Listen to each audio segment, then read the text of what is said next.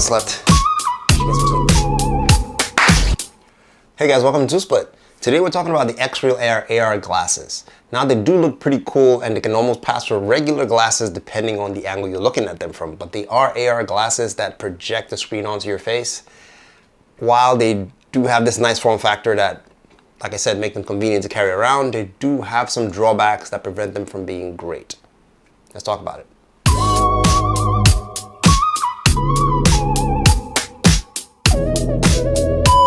Okay, so these used to be called the Nreal Air glasses. They changed their name from Nreal to XREAL, and the executives say they changed it, well, for two reasons. One, X sounds cooler, and two, X represents the expansion of every other product line they hope to get into beyond their current offering.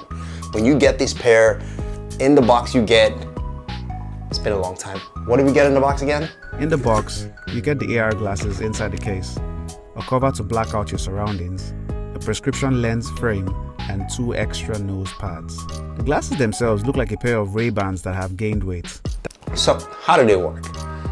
In this form factor, if you look closely, you'll realize that they, like Jay said, they have gained a little weight at the top ridges because that's where the OLED panels are hidden. I think they're made by Sony. There are 2 OLED panels up here that project the screen downwards into sort of like a beam splitter, like a lens splitter that projects them forwards and backwards and flips them upside down. Yada yada blah blah. Because it's OLED, the image resolution is quite clear. You get, I believe, a 3840 by 1080p resolution, which is pretty clear, especially when you're reading text on the screen, and that's better than something you would get on the Oculus Quest 2, for example. The resulting image from that projection that is downwards on right in front of you is basically like a 130-inch screen that's 4 meters away. Boom, like that. In front of you. And that's pretty cool if you think about it from a consumption point of view, because now you're carrying that big screen everywhere in a form factor that looks like basic glasses that most people can't tell. Except of course, when you plug in the cable that sticks out from the side and goes behind your ear, but that's one cable. It can be mistaken for headphones or something. More about this form factor. On the right stem, there are 3 buttons technically. The first little button here turns on and off the display, so you can just have a pass through and see what you want. You can't see anyway through this, so it's not like you're locked in a fully immersed VR room like most headsets. You can see right through these glasses by where the mic can see perfectly, with very little interruption. The second button, which is a brightness rocker, is one long stem, which is why I said like 2.5 buttons, because you can tap up or down to increase or decrease the brightness. It does have another function, which I'll talk about later, and that's for adjusting the refresh rate, but at the basic functions, that's what those buttons do. Further down the stems, you do have 2 downward firing speakers for audio. So again, this is your personal multimedia space. You're watching the screen, you're hearing the audio in your space. They do bleed out. People beside you can't hear what you're listening to. They know you're watching something in that regard, especially if you're on a plane sitting beside someone, but it's still a bit personal depending on how loud it is. And you can connect Bluetooth headset to whatever it is you're watching anyway to prevent audio bleed out if you don't want to disturb anyone at all. In the middle here, there is a little circle. That circle is a sensor. That sensor determines when you have them on your face or not, so it helps you turn off the screen. That way it's not consuming power from your device. As you can tell, you can't tell. There's no power in here. The USB cable takes power from whatever you're connected to, whether it's a smartphone or a PC. That's where the wattage is pumping into this device from. Again, that's more sacrifices they had to make to give it this form factor because onboard battery, Okay, so what do these things work with? Well, anything that has a USB-C that is able to port video out through that is fair game, sort of. So let's look at the 3 categories. There's cell phones, put a star in that. There's computers, straight up connection, and there's consoles, put a star in that. For cell phones, there is a compatibility list on XREAL's website, and you need something called the Nreal app to make that function interactive. The Nreal app gives you 2 options, something called MR Space and screen casting. Screen casting is pretty straightforward. You're casting what's on your screen. Basically, the phone interface is what you see on a large screen in front of you, and that mirrors your actions. But MR Space is more interactive AR. It creates this black void and has apps, and you can pin windows, and there are certain apps and games, and they're constantly updating it to sort of give you more of that whole AR, VR-ish feel. The app can be a little emotional sometimes, and through the app you can update the refresh rate for these glasses, because out of the box they do come at they claim to be running 60 Hz refresh rate. In the update it says you can, in the app settings you can take it up to 72 Hz, but apparently with direct plug-in this thing can do up to 120 Hz. I didn't know that till many months later, but eventually figured it out. And that's that for phones. Like I said, there is a compatibility list, and you need to check that list to make sure your device is supported before you dive headlong if you want to adopt these. That's one. To PCs and MacBooks, it's pretty much a straight up connection. You plug it in, it sees it as a third-party screen, which works great. If you want more functions like a 3D Iron Man style multiple desktop floating in the air, you need to install the Nreal app. The Nreal app will then give you those AR functions of having multiple floating windows. You can have up to 3 monitors floating around you. For productivity, you can be editing over there, look at your mails over there, watching something over there, and it works well for most of the time. But again, that software is still being developed, so it can be wonky sometimes, it can just act up.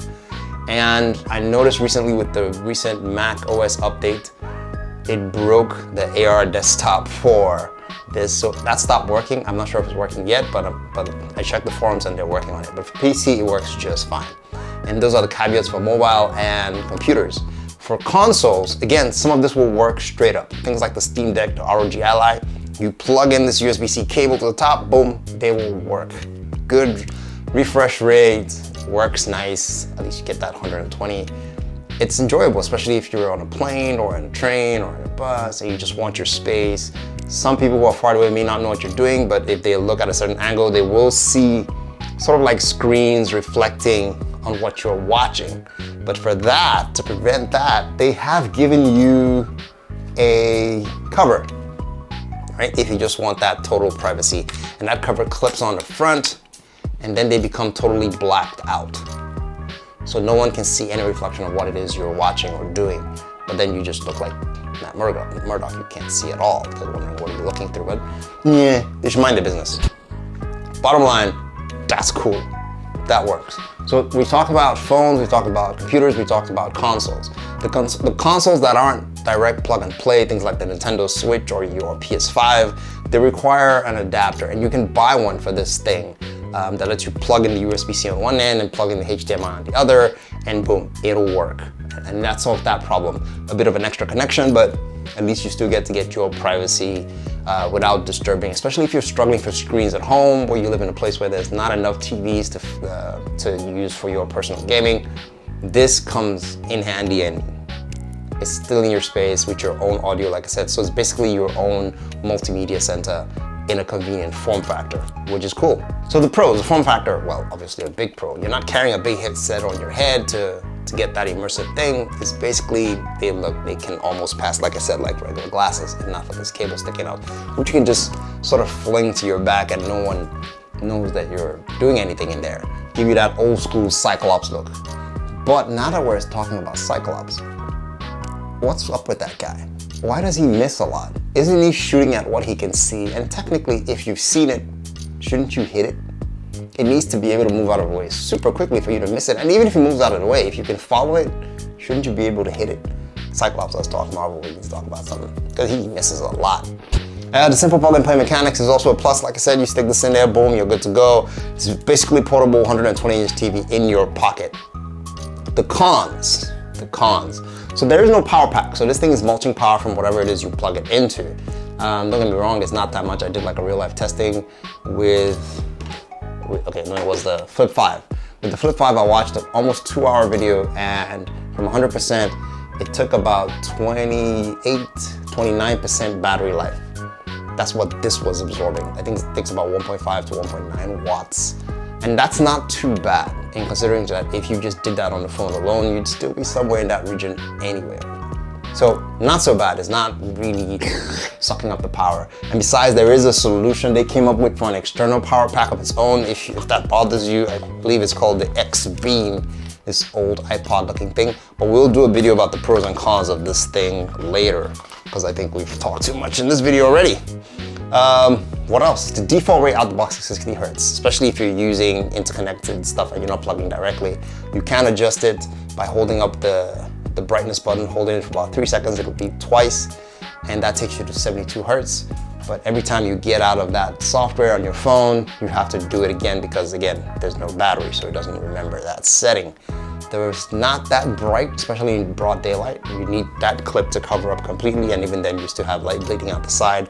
But I guess that's why it's designed that way anyway, so that you can still feel your way around when you have these on. You're not totally locked out like with a VR headset. And if you do use the beam, you need to worry about DRM, digital rights management, which prevents you from watching protected content over streaming devices. Because when you try to use this with that device, all you see is a black screen and you just hear sound because of that digital rights management. It's assuming you're projecting it onto third parties who don't have a right to see it. But there are workarounds and it's very finicky. But like I said, I'll talk about it in the X-Beam video. Long and short of it, the Nebula software does still have quite a few bugs they need to work out. Like I said, they recently broke on the Mac OS, but that's, I think that's a work in progress, gonna get better. I've used this more than I should, I have to confess. I do enjoy it because those long trips and all, I do have my Steam Deck or my gaming console and I want that privacy. Most people don't know that I am already gaming on a large screen or watching a video on a large screen. I'm connecting my phone in here, which is kind of cool. I use my Bluetooth headset so they can't hear the sound bleeding out. But is it worth the price? That's been the bone of contention. It's pretty expensive for almost $400. Something that doesn't have come with its own power unit, janky software. I don't know. You guys tell me what you think if we're there yet. It's not, so it's like really lower level Apple Vision Pro. Nowhere near the crispiness, nowhere near the fluidity, nowhere near the interactive nature, but if you compare the size of that headset to this, the form factor, that's a trade-off you might be willing to make to walk around for something that looks like regular glasses and you still have 130 inches right in front of you. So let me know what you guys think in the comments below. Don't forget to like and subscribe if it's your first time here. Thank you guys for watching. I will do the other video and show you the pros and cons of using them in tandem. There is an XREAL Air 2 out now that is lighter, brighter, maybe by about 100 nits more. This is about, I think it's about 400 nits. That's about 500 nits.